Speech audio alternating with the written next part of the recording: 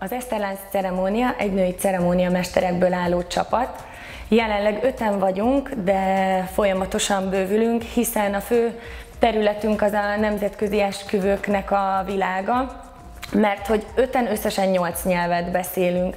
Mindannyian nők vagyunk, feleségek és édesanyák. A különlegességünk az a nőiességünkben rejlik, az empátiában, a kommunikációnkban, illetve hát abban, hogy ezt ugye adott esetben 2-3 nyelven is tesszük egy esküvőn.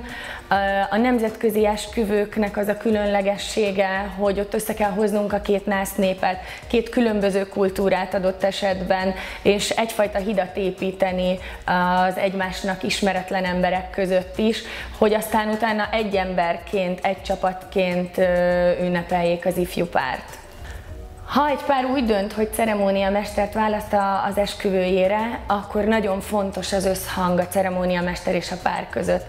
Hiszen a ceremóniamester tulajdonképpen a párnak a meghosszabbított keze, a szócsöve, és pontosan érezniük kell egymást, pontosan tudniuk kell, hogy mire gondol a másik.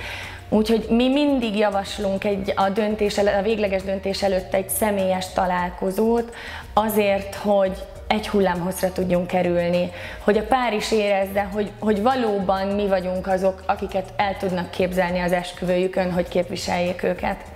Hogy miért pont az őszi esküvőkiállításra érdemes kilátogatni, annak az az óriási előnye, hogy minőségi szolgáltatók koncentrálódnak egy helyen.